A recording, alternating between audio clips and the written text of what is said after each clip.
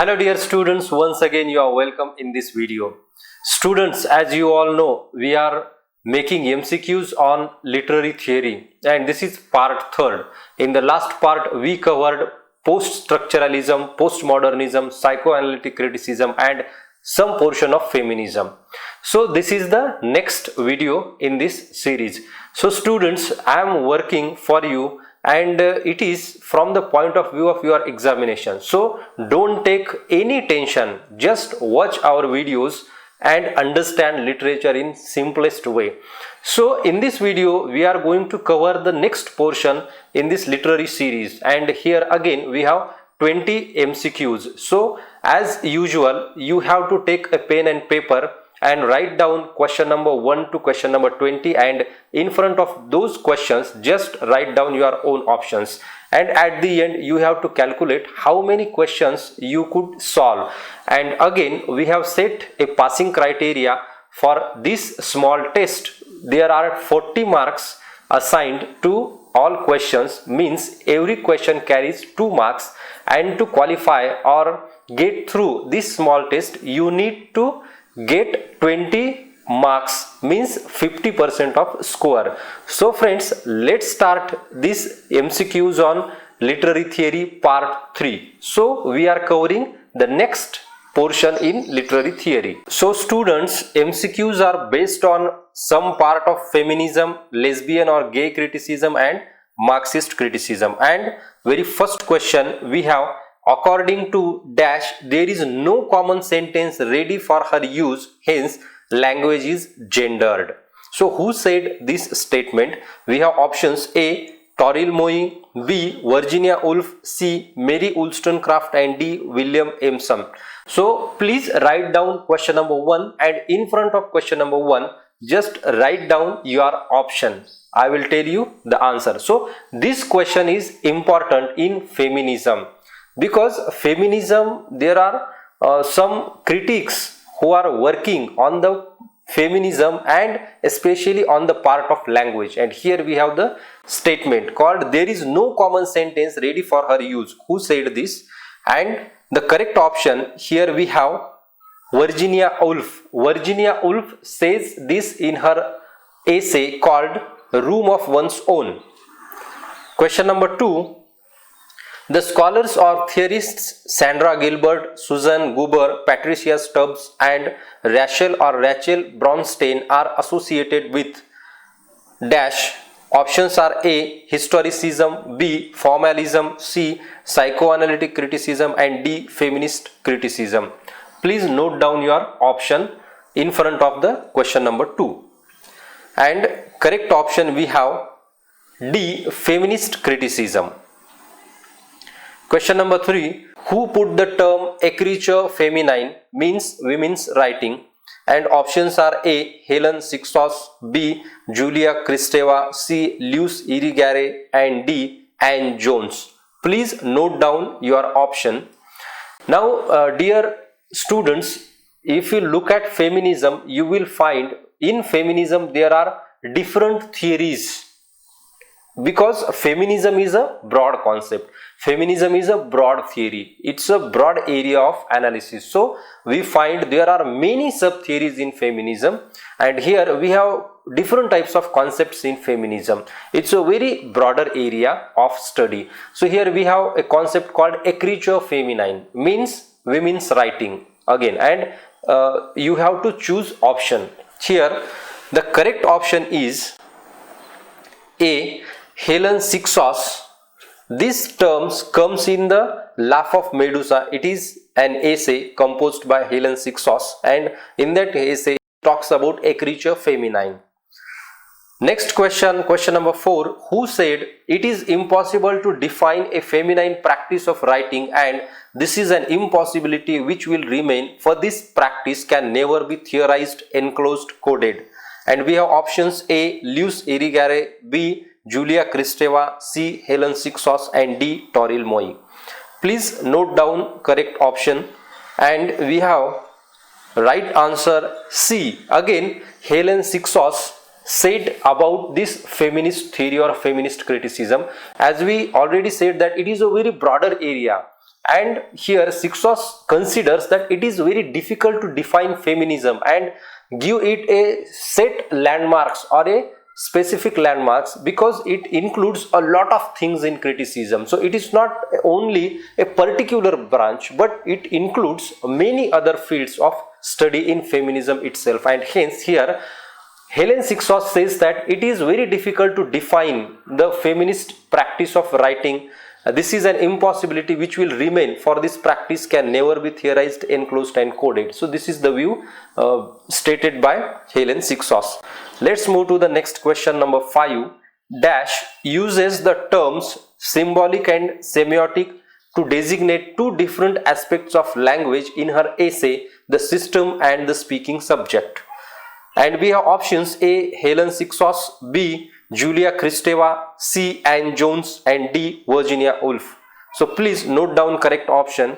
Who uses these two terms, symbolic and semiotic, to designate two different aspects of language?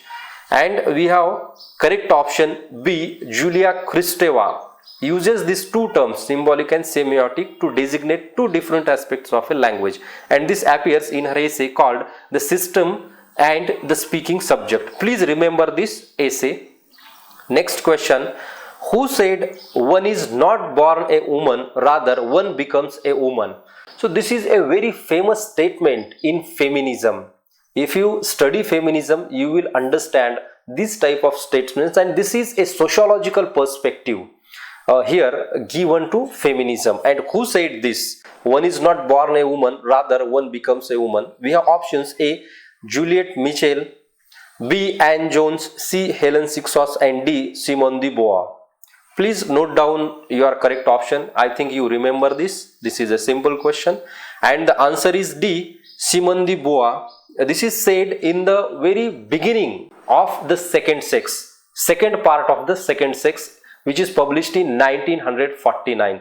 So this text is very crucial in the study of feminism, feminist theory in literature, because this is a holistic text, a comprehensive text in which you find the different layers of feminism, different aspects of feminism. For example, here in this statement she talks about sociological development of women very particularly. You also have biological, gender based, different types of aspects. So you can read this second sex. This is a bulky text, I know, but still you can have some portion of this second sex.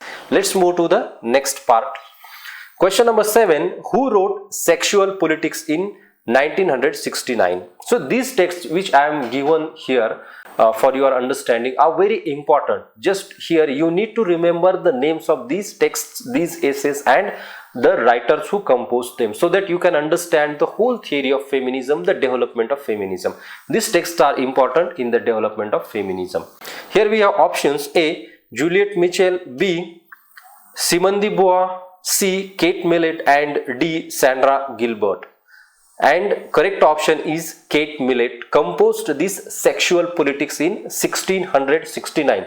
Again we have the text called Sexual or Textual Politics composed by Toril Moi. This is also an important text, so don't get confused with these two texts. Sexual Politics is composed by Kate Millett, and Sexual or oblique Textual Politics is composed by Toril Moi. These both texts are important in feminism. Next, 8. In dash, sexual orientation is the fundamental category of analysis and understanding. So in which theory you think that sexual orientation is important to analyze a text? A. Feminist criticism, B. Historical criticism, C. Eco-criticism, and D. Lesbian or gay criticism. Please note down correct option, and we have correct option D. Lesbian or gay criticism, because it is completely based on sexual orientation, sexual theories, different types of we can say that gender, biology, these kind of things are discussed here in this lesbian or gay criticism. So it is based on sexual orientation. Next question, question number 9 dash introduced the notion lesbian continuum in her essay Compulsory Heterosexuality and Lesbian Existence. Who introduced this notion called lesbian continuum? Options are A. Kate Millett, B. Juliet Mitchell, C. Adrienne Rich, and D. Terry Eagleton. So who introduced this lesbian continuum? We have correct option. Adrienne Rich introduced this concept in her essay called Compulsory Heterosexuality and Lesbian Existence. Next question.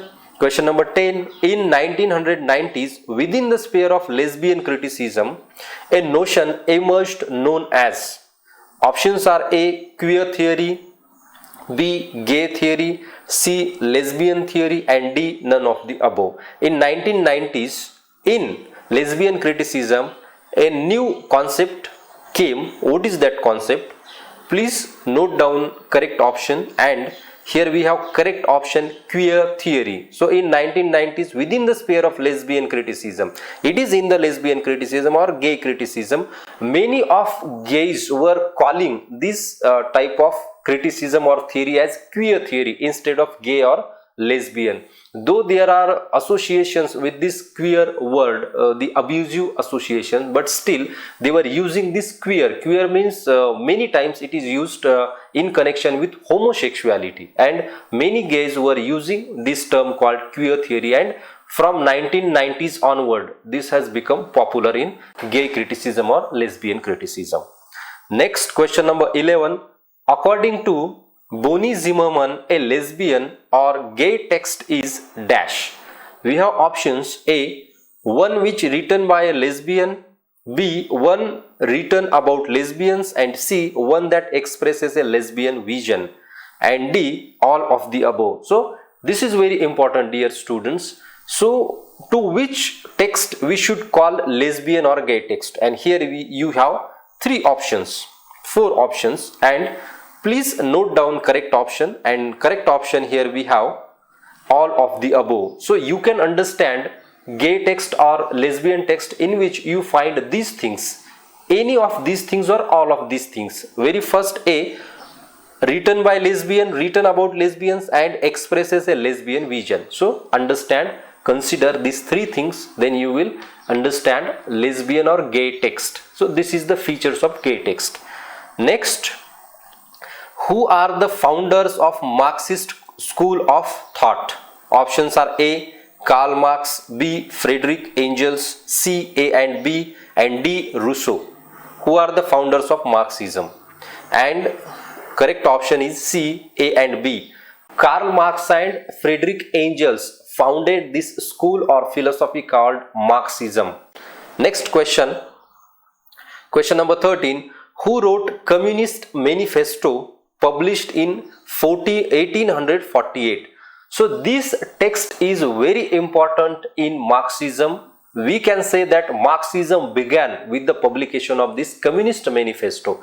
In that Communist Manifesto, we find the very features of Marxism, Marxist philosophy, how economy works, how labor groups and the authorities or have difference in their income, how class is created, different types of things are discussed in this Communist Manifesto. So who wrote this text or this essay? Options are A. John Stuart Mill, B. Karl Marx, C. Friedrich Engels, and D. B and C. I hope you get this option correct. So here we have option D, B and C, means Communist Manifesto is written by Karl Marx and Friedrich Engels, the founders of Marxism. Question number 14. Marxism is a dash philosophy: A. Materialist, B. Spiritual, C. Religious, and D. All of the above. Correct option is A. Marxism is a materialist philosophy. I hope this is very easy. Next question. Who reintroduced the terms overdeterminism, relative autonomy, ideology, decentering, ideological structures in defining Marxism? Options are A. Louis Althusser, B. Karl Marx, C. John Stuart Mill, and D. Antonio Gramsci. So these terms are important in Marxism. They help us to define Marxism. In Marxism, we find different types of scholars have stated different views when Communist Manifesto published by Karl Marx and Friedrich Engels. You find from there we have different associations, different theories, different ideologies in Marxism. And here we have a few terms. These terms also are important in understanding Marxism, because these terms tries to define what is Marxism. So please note down your correct option, and correct option is A. Louis Althusser introduced these terms in Marxism. Question number 16 dash, criticism analyzes a literary text in the light of social and political circumstances. So which criticism analyzes a text in the light of social and political circumstances? Options are A. formalist, B. Marxist, C. historicist, and D. none of the above. So which criticism? And correct option we have Marxist criticism analyzes a literary text in the light of social and political circumstances. This is also was a very simple question. Next question, who wrote the essay Capitalism, Modernism and Postmodernism? This essay also plays a significant role in defining Marxism, because it has given you different traits of Marxism. What has been stated earlier again is extended in this essay called Capitalism, Modernism and Postmodernism. Options are A. Friedrich Jameson, B. Terry Eagleton, C. Friedrich Engels, and D. B and C. And the correct option is B.